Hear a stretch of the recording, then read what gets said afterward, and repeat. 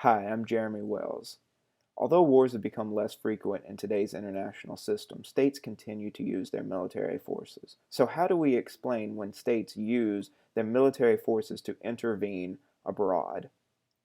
In general, we have really good information about when, why, and how states intervene.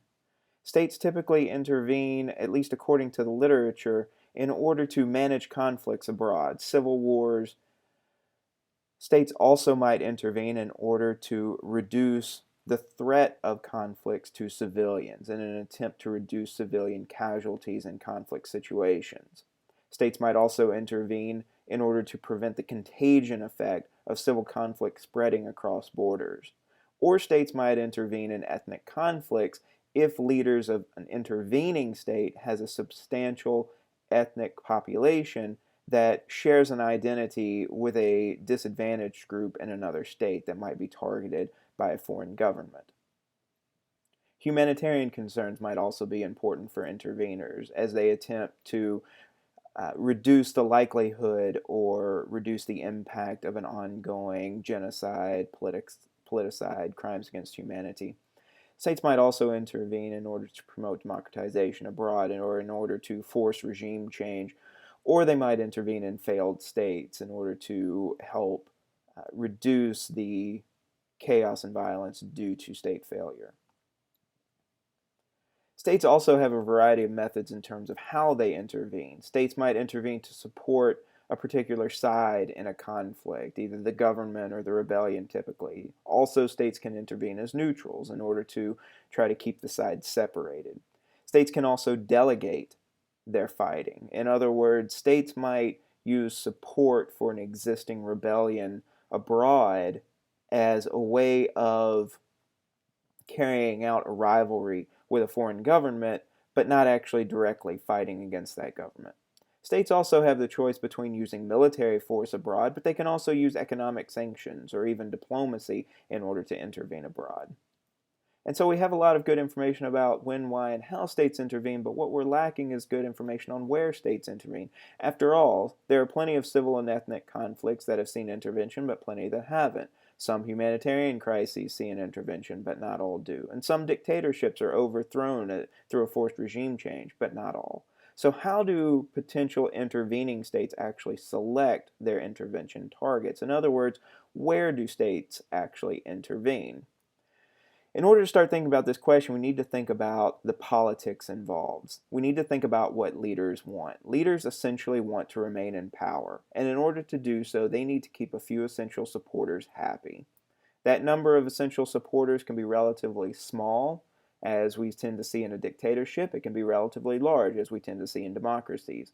In order to keep those essential supporters happy, leaders need resources and policies. They need to be able to combine private goods that they can distribute to a few key essentials to maintain their support, and at the same time they need to mix in some good policies to offer to the general public at large. And so this is the big difference between dictatorships and democracies. Dictators usually rely on privately rewarding a very small group of essentials, whereas Democrats tend to provide good policies that benefit relatively large numbers of supporters.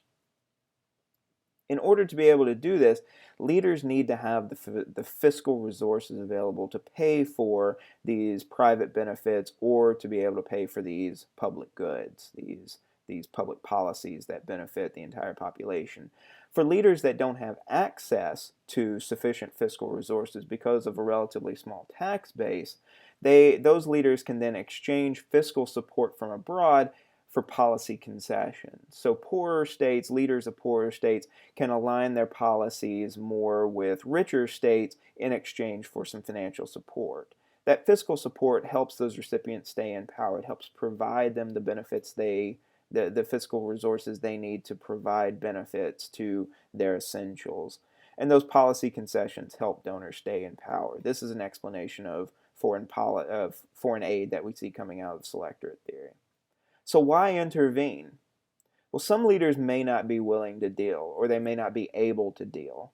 A foreign leader might not be willing to deal because of a strong level of popular support, for example. And so although that leader might still need the support of a few key essentials that demand private goods, that leader might be populist and have a broad base of popular support.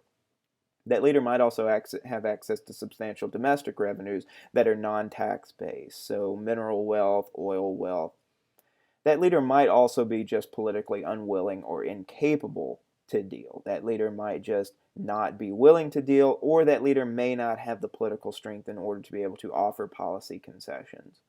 And so leaders that are considering intervention evaluate the status quo in terms of the political benefits that they're getting from potential target states. And they estimate the effect of an intervention, and they attempt to maximize their political return relative to the status quo. And so leaders of potential intervening states decide whether an intervention would provide or could provide a greater level of political benefits to himself or herself than the status quo does. When evaluating the status quo, potential intervening leaders realize that more concessions will come from capable but vulnerable leaders. In other words, leaders that can provide those policy concessions but are politically vulnerable and need additional resources to continue paying off those essential supporters. On the other hand, fewer concessions should be expected from capable and secure leaders. After all, those leaders can provide policies and they're secure in their political positions and aren't reliant on additional resources from abroad. On the other hand, leaders that are incapable, whether secure or vulnerable, just won't be able to provide the policy concessions no matter how much foreign aid the donor or the potential intervening state is willing to offer. And so the key here, what differentiates between states that might be selected as a target for intervention versus those that wouldn't be, that key variable there is political performance. And so I hypothesize that underperforming governments indicate capability and security, and therefore states will intervene to support underperforming governments. Those governments are good for the status quo of the potential intervening leader. On the other hand, overperforming autocracies indicate capability but vulnerability. A dictator has a very small group of relatively powerful essentials that he needs to keep happy, and he needs additional financial resources in order to do so. But if that leader is overperforming, in other words, if that leader is providing more good governments, more good policies than would be expected, then that leader might be trying to develop a popular base of support at the expense of those essentials. And so states intervene to support the challengers. States intervene to support rebels in countries with overperforming autocratic governments because those governments are bad, potentially bad for the status quo of the potential intervening leader. And then overperforming democracies indicate both capability and security. And so states intervene as neutrals in countries with overperforming democratic governments. Democratic governments represent not only a potentially more powerful opponent given an intervention that targets the government because democracies try harder in war, but also the rebellion of those governments might not be that strong. And so a potential intervener would be less interested in supporting the rebellion. And so although that potential intervener wouldn't expect much in terms of policy concessions from that government. So rather than choose sides, a potential intervener should intervene as a neutral in the case of an overperforming democracy. And so how do we measure political performance? Well, I use public health. It represents a state's concern for its most vulnerable citizens, for infants and mothers of infant children, of the elderly, of the sick, of the disabled. It's also sensitive to the political environment as well as policy. So public health shows some trends over time within countries based on the political situation, but at the same time, it's also sensitive to policy. We can see changes in public health in a relatively short period of time given the right changes in policy. So what are some of the correlates of public health? Regime type. We know that democracies tend to provide more in terms of public health and tend to have better indicators in terms of public health.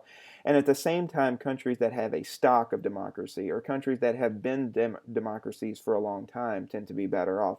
Again, we're talking about political structures mattering here over time.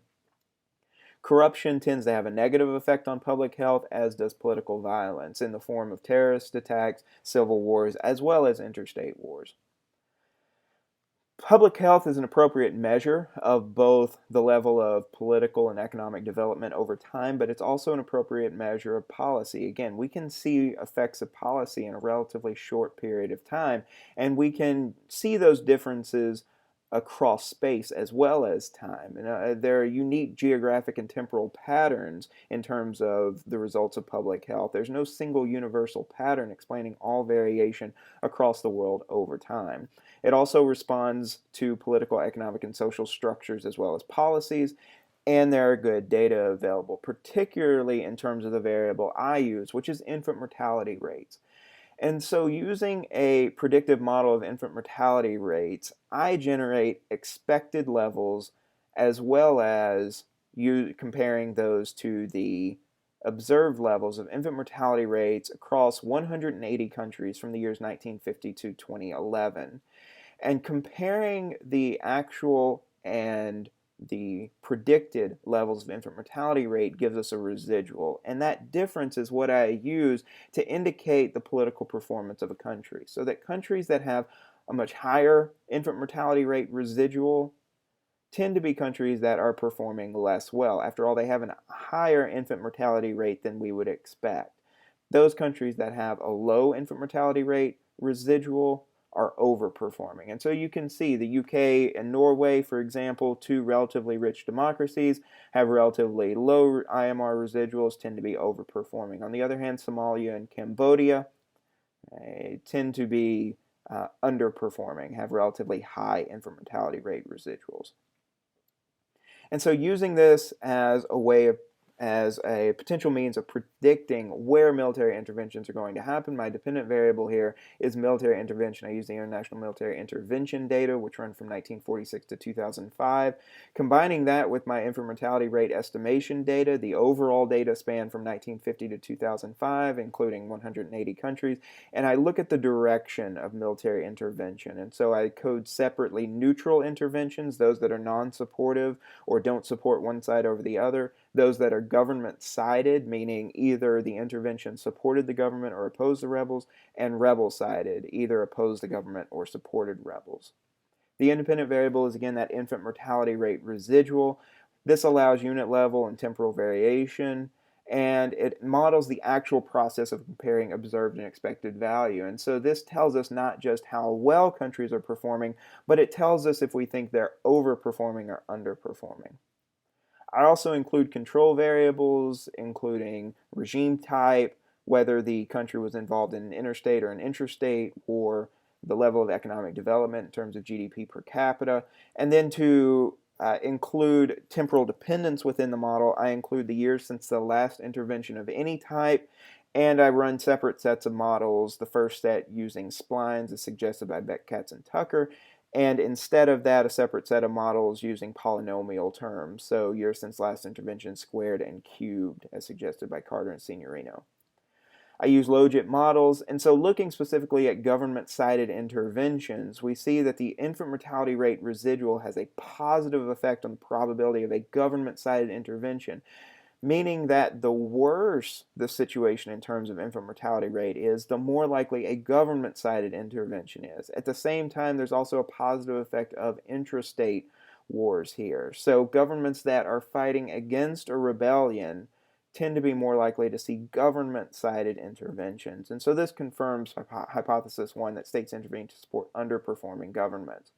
We can look at some predicted probabilities and see that across the board, in terms of infant mortality rate residual, governments fighting an intrastate war automatically have a higher predicted probability of an intervention, but that probability for both governments fighting against a rebellion and those that aren't increases as that infant mortality rate residual increases, meaning as the situation gets worse in terms of infant mortality in that country, that government is more likely to be supported by an intervention.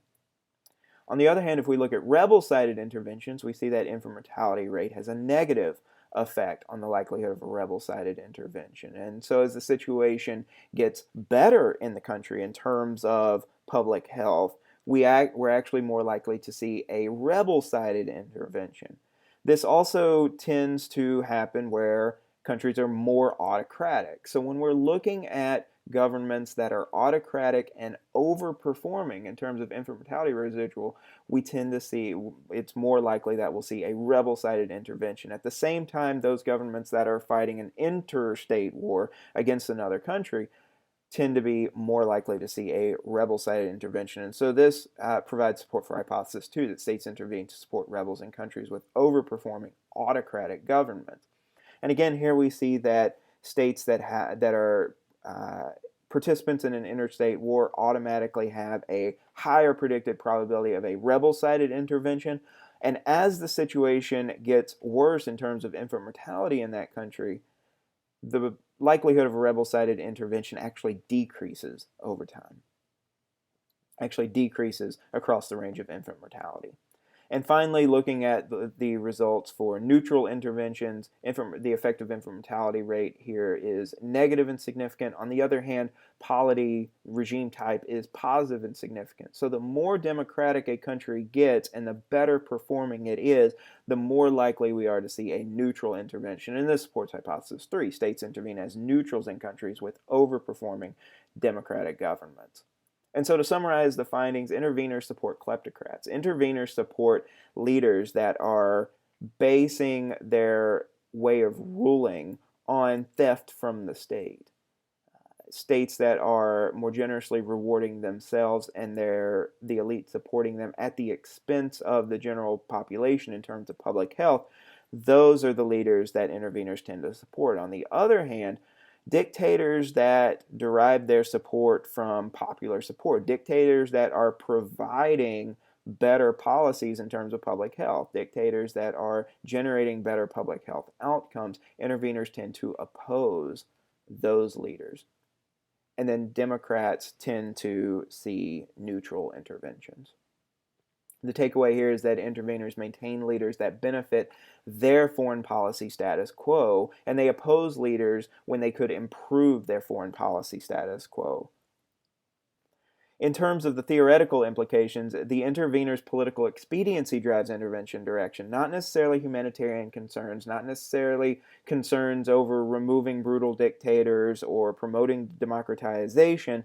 But what we're seeing here that matters is the intervener's political expediency driving their selection of intervention targets and also the direction of intervention, whether it's a pro-government, a pro-rebel, or a neutral intervention. In terms of policy outcomes, what should we be looking for in terms of actual interventions? Pro-government interventions occur when things are worse than expected. So governments are supported by interventions when things are worse in those countries than we'd expect.